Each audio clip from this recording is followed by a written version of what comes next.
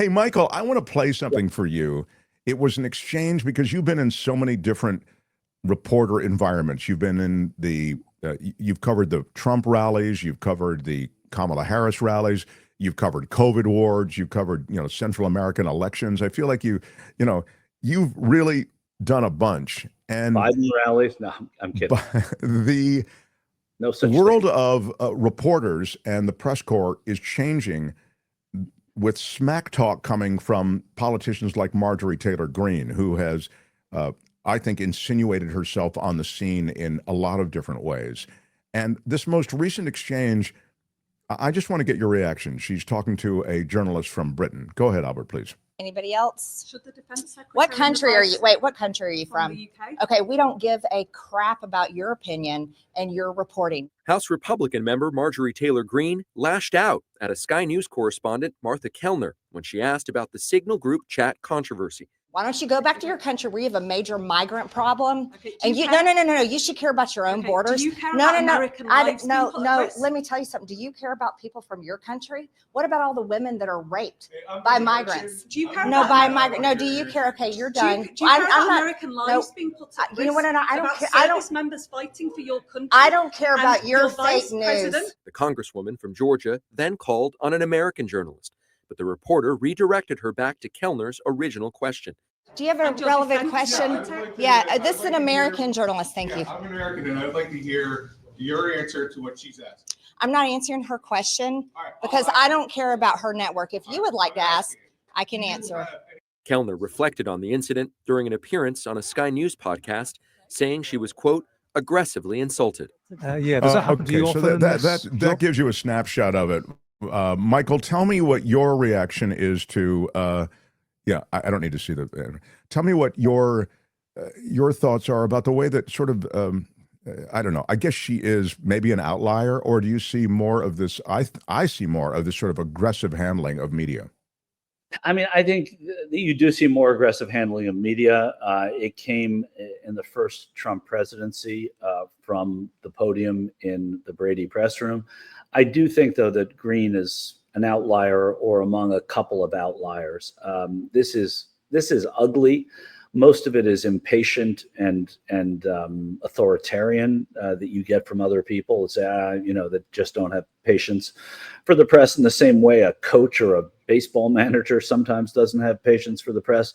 This is ugly. This is personal. This is jingoistic. This is the worst of what they call America first. But I don't think that it's pervaded. I don't think you see it from many more people than Marjorie Taylor Greene, and she makes a fool of herself with it, and the press will prevail over that. You even saw it in a small way there, in a micro way there, with the reporter who she deferred to because he was American, who said he wanted to ask the question that Kellner was asking. So I don't take anything she says terribly seriously, and the circus that surrounds her. I think some people go to those press conferences and go to her events just because they know the circus will ensue. So shame on them. And I'm not saying Kellner is one of those people. And Greene has a role in Congress and a subcommittee chair's role. And so I do think that there's reason to cover her because of her position. But other than that, I don't see this as epidemic.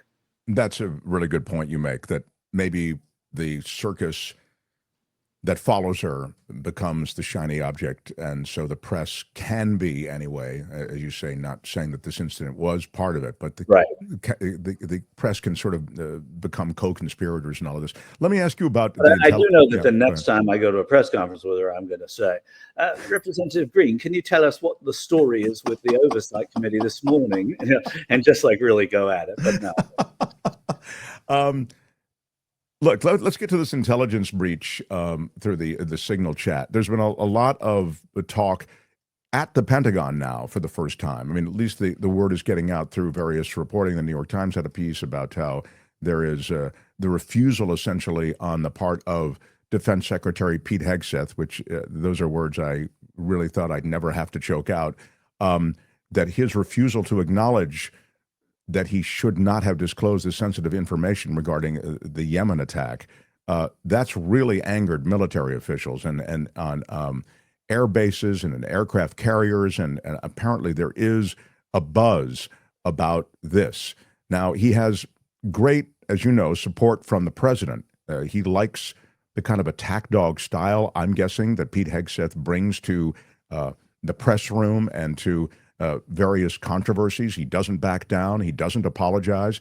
That is something that Trump, I think, admires in him, and he can certainly throw Waltz under the bus on this one, and that may protect Hegseth. But I wonder if you can speak to the fact that Hegseth is taking on some water these days. Yeah, he will take on water until it matters to Trump. And Trump nominated him knowing what he brought and what his resume was and how he was, I think in over his head to begin with. And I think people see that. And I think it speaks more to the senators like Joni Ernst, who had reservations, but still voted for him, who confirmed him. The Republican Senate has his smear on them for confirming him in the way that they did. Will he take on water? He'll take on water as soon as Donald Trump says that he's not happy with it. I think the rank and file in the Defense Department probably looked at Hegseth askance anyway. I don't think that this is going to bring Hegseth down, but I do think that there will likely be a lot of hesitation on the part of people within the military construct who are going to have difficulty with Hegseth and maybe not bring him into the room. I also think that he delegated here, and because he is the Secretary of Defense, which ranks higher than Michael Waltz, I think that Michael Waltz they tried to have it be Waltz who took on all of the water, as it were, here, and that didn't work. So it's starting to trickle onto Hegseth. I happen to think he'll escape it, but I think that he doesn't have many more shots at it. He's got 2 strikes on him. In put another way, sort of what I'm getting from you is you feel like the stink hasn't quite gotten on Trump, but when he smells it, when it gets close enough, then Trump will discharge him or figure out a way to get rid of him. No question. And one thing that is going to bring the president to a great place of frustration is he's very good at distracting, right? He's very good at moving off of the top story. So he put in these auto tariffs. He's sending the Vances to Greenland. It's not working. We're still in the headlines talking about this signal chat that happened. And that has got to be frustrating the hell out of the president. I mean, there was a devastating earthquake, which spent a little bit of time on the headlines overnight, and then it's right back to this signal chat and what people at the Pentagon are saying, what people in the military are saying. It's not going away. And that's the thing that could get to Trump at some point if this thing just sticks. He needs the Republicans in the Senate and on the Hill to say, oh, this is nothing, and to continue saying that. The longer it lingers, it's going to be more difficult for them to do that. Let me look toward the deportations that seem to be taking on an aggressive kind of face. Yeah. The Venezuelans who were sent to El Salvador, many of them gang members, presumably. I mean, that's what we hear, but there was no due process that would establish whether or not they were. We know of 3 that likely weren't or arguably weren't. And it's a tragedy, I think, on a human scale that you're taking people who, have no history of violence or even connection to these gangs, and you're forcibly removing them from the U.S. That part, there should be due process associated with, and then you're transporting them to this notorious prison in El Salvador. Can you speak to this process? And then I'll get to, the Russian medical researcher at Harvard who was taken off the street, and the Tufts University PhD student, et cetera. Go ahead. Yeah. Those are hideous as well, and so I'm glad we'll talk about them. Due process is something that this administration and Tom Homan at Homeland Security, they don't seem interested at all in due process, and so it's going to have to be tested in the courts. And it'll be interesting to see if these deportation flights and the appeal that went to the Supreme Court on that, how the court is the High Court is going to react to it, because you can do what the administration's doing, and you can say there's no due process, these are bad people, you can lump them all together. But historically, when you do that or anything like it, you've got the courts in front of you, and the courts are going to say, no, you can't do that. So they're testing the courts.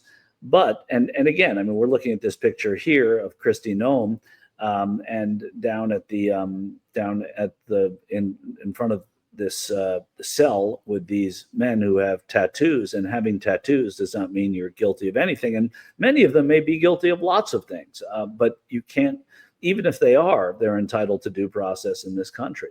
And even through the immigration courts, they are. And so it's going to be a test of the courts. And I think Trump is trying to be very sort of provocative with the courts. And maybe it's his, everything is about vengeance with him. And maybe it's about, that's part of the vengeance tour because of how he felt wronged by the courts himself.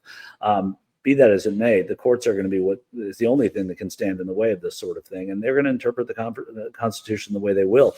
But due process is a big part of the Constitution. And I think that they're going to have to answer for it. Yeah, this is such a critical decision. Probably, as you suggest, he's going to test the court. So this may be one of many. But this Alien Enemies Act and its applicability here is something that really is going to be quickly ruled upon. But meantime, you have people who, maybe complete innocents who are, who are part of this crew that was deported to Venezuela. And even those, it's really tragic. And that picture of Noem, again, like standing in front, I don't even know if that's a real picture, but I mean, this is what, I don't know if she was there or if that's something that was put together. AI. Well, I know I've seen that too about AI or whatever, but I've seen subsequent, I don't mean to interrupt. Go ahead. The picture they're showing is a picture of people that they want you to think are bad people. Right. And what I was going to say is that there is video of her touring. Here it is, of her in front of the of these prison cells, and her meeting with officials there at the prison cells there in El Salvador, this notorious prison. And so, again, this was all put out officially. There's the U.S. government. And this is a prison that is run by an authoritarian, Bukele, in El Salvador. So we are now sort of, I guess, trumpeting the work of an imprisoning dictator in a third world country. And that's not where the United States generally has found themselves. A Russian medical researcher at Harvard is being detained at a Louisiana immigration facility, and this is a notorious immigration facility as well, as you know, Michael, after her visa was revoked last month over undeclared frog embryo samples found in her luggage. Ksenia Petrova has been in the United States on a J-1 scholar visa since May of 2023. She's working at Harvard. Her lawyer said that Petrova is fighting the possible deportation back to Russia for fear of persecution and jail time over her protests decrying the Ukraine war. She returned from France to Logan Airport in Boston from a work trip, passed through immigration without issue, but while waiting for her luggage, 2 Customs and Border Patrol people took her into a room to inspect her luggage and searched her phone. Inside, they found a bag of frog embryos from her research. Quote, they find a scientific sample of frog embryos that she was bringing at the request of her principal investigator, her professor at Harvard, from the lab in France that they are collaborating with. She had in her luggage, and she did not declare it. She had no previous experience with bringing samples, said the quote goes on, and she didn't really think this through. She didn't look up the requirements. It was her fault. She was supposed to declare that item, and she did not. So typically the penalty for this is forfeiture of the item, Michael, and a fine of about $500. She's looking at this far more egregious kind of punishment. Anybody who watches To Catch a Smuggler on TV like I do and has it in their DVR knows that, you're supposed to declare any kind of agriculture and wildlife. So I think that, it was a mistake. But like you said, all they do, whether it was a mistake or intentional, the penalty is goodbye to the frog embryos and give us like $495, and that's it. But but that's not, if you're against the war in Ukraine, then it changes it somehow. I mean, this is the country where you're supposed to be able to say you oppose the war in Ukraine, or you're in favor of the war in Ukraine. Either one, you're allowed to say here. And that's what's happening here. And they're singling people out because of things that they have said. I mean, it's very, very blacklisty. It's very McCarthyism. It's McCarthyism in a way.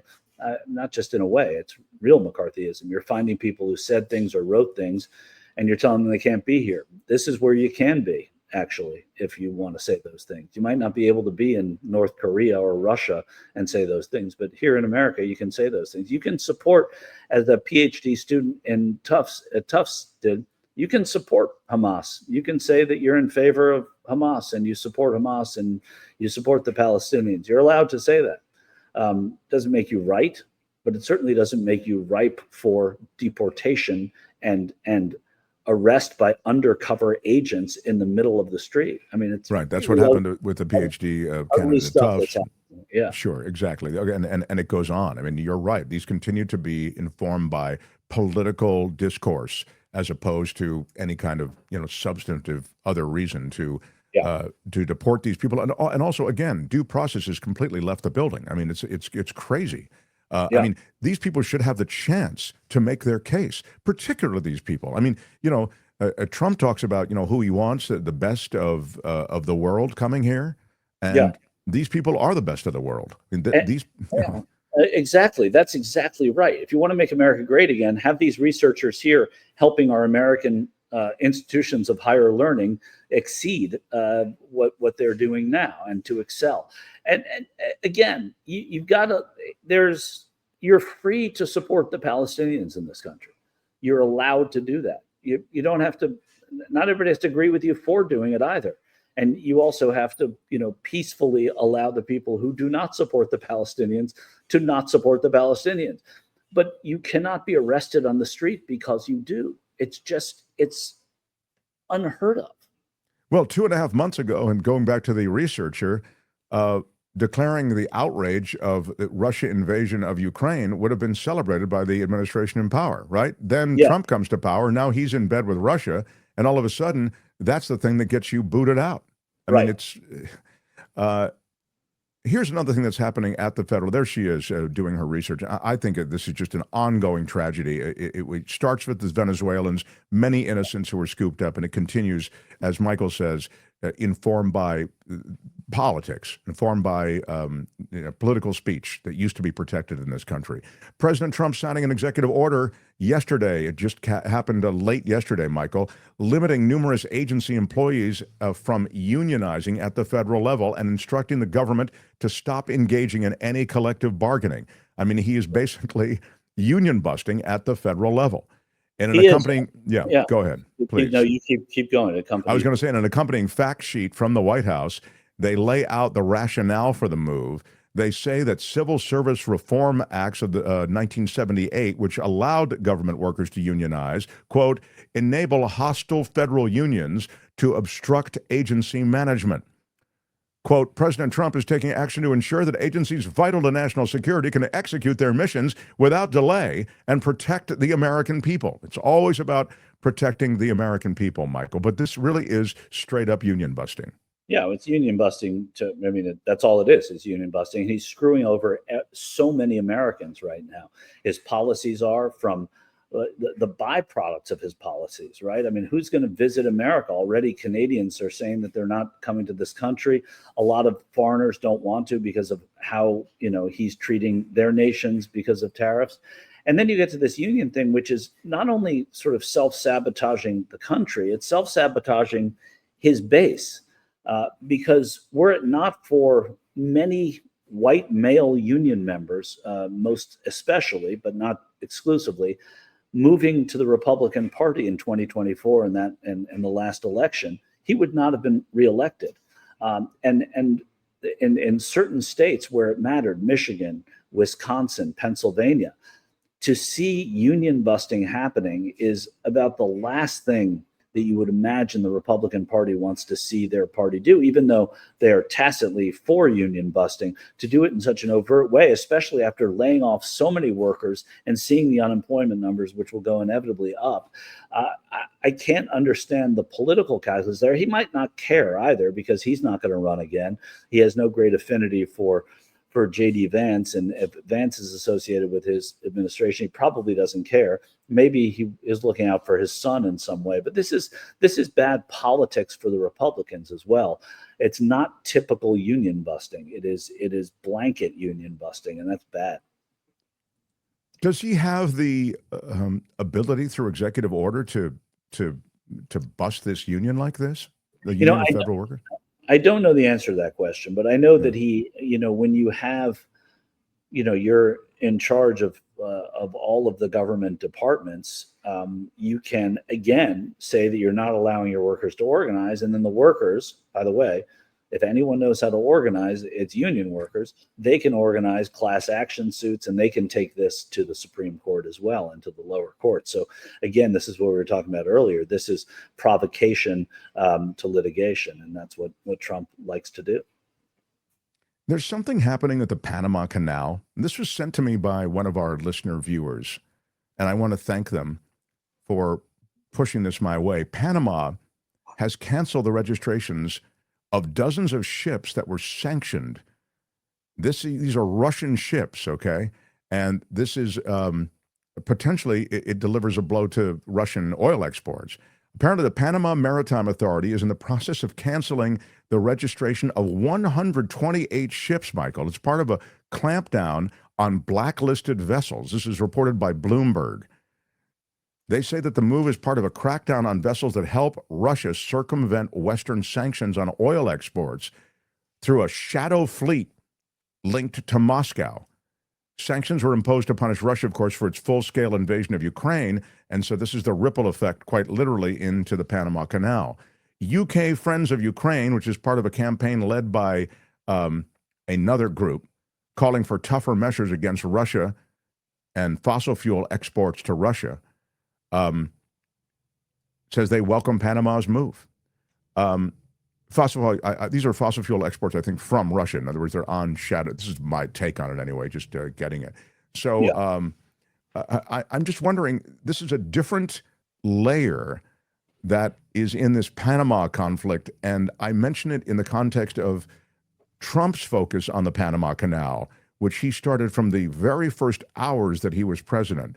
Do you have any thoughts, A, on his obsession with the Panama Canal, and B, on how this, as I say, this other layer of sanctioned vessels being kept out of the Panama Canal might have an effect on his disposition? Yeah, I don't, obviously I haven't read it. I've only heard what you've said about it. So I want to just disclaim that I don't know enough about it. But my gut takes on it, since you're asking, are the first question is, why his fascination with the Panama Canal?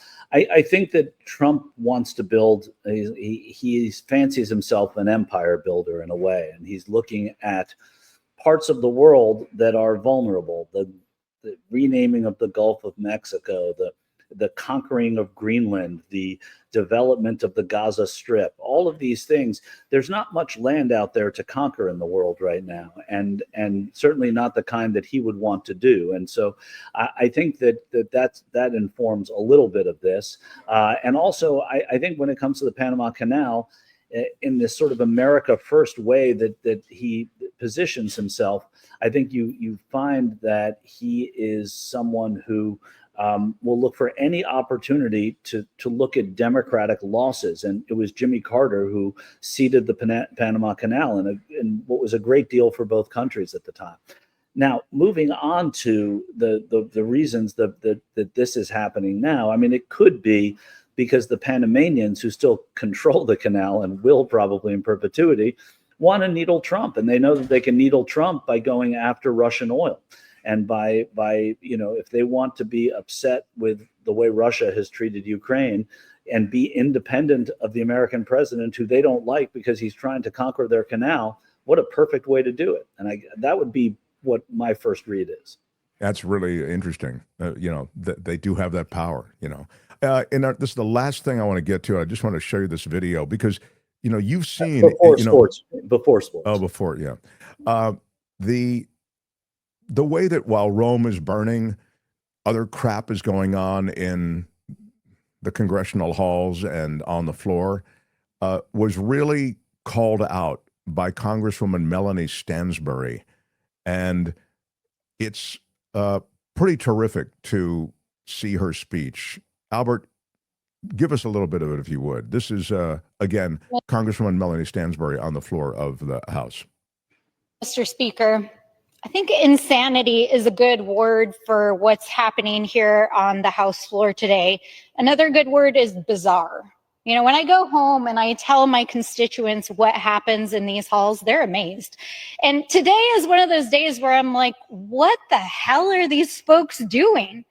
Because while our economy is in crisis, while groceries and housing are at an all-time high, while our veterans and our firefighters and our teachers are being illegally fired, while Elon Musk is dismantling the U.S. Department of Education, and while the Secretary of Defense is trying to cover up the most incompetent national security leak I have ever heard of in my life, the Republicans in the House are trying to save the American people from the scourge of walk-in cooler and refrigeration efficiency standards. That's right. We are here wasting precious debate time on the U.S. House of Representatives floor, debating, dismantling efficiency standards for walk-in refrigerators. How out of touch are you with the American people? Like, literally, I know you're not holding town halls and meeting with your constituents anymore, but you think that the American people voted for you to waste our time on refrigeration standards? That's what you think you were elected to do? Literally, how out of touch are you? Because no American voted.